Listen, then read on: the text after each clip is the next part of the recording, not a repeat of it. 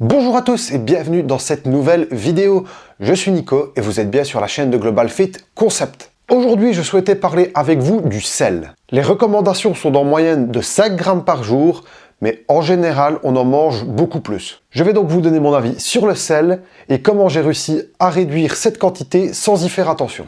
J'ai déjà entendu énormément de personnes dire qu'ils arrêtaient le sel car cela était mauvais ou que cela faisait de la rétention d'eau. À cela, j'ai plusieurs choses à répondre.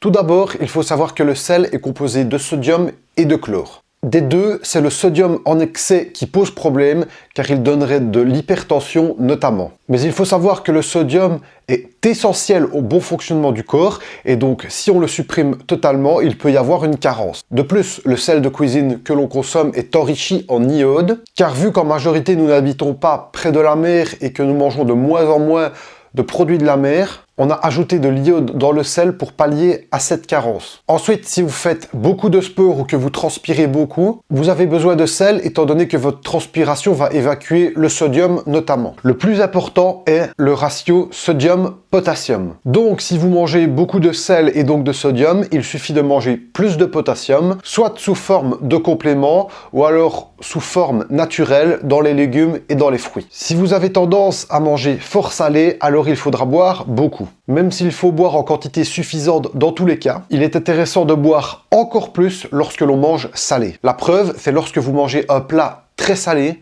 immédiatement votre corps réclame à boire car la concentration en sel est trop élevée dans le corps. N'hésitez donc pas à boire 2, 3, 4, 5 litres d'eau par jour en fonction de votre poids, de votre taille, de votre activité physique ou encore de la chaleur de votre environnement. Et pour finir, le goût. J'ai eu ma passe où j'ai totalement arrêté le sel. Résultat, tous mes repas étaient sans goût. De la soupe sans sel, du riz sans sel, du poulet sans sel, vraiment aucun goût. Je pensais que manger du sel faisait de la rétention d'eau. Puis j'ai recommencé petit à petit à mettre du sel dans mon alimentation et résultat, aucune rétention d'eau. Mon conseil donc pour éviter de manger trop salé est de tout simplement éviter les plats industriels. Ce n'est pas la manière dont vous allez saler vos plats que vous allez préparer vous-même qui va jouer énormément. C'est surtout la quantité de produits industriels. Par exemple, dans un plat préparé, on peut voir que la quantité de sel peut être de 5 à 6 grammes pour un seul plat.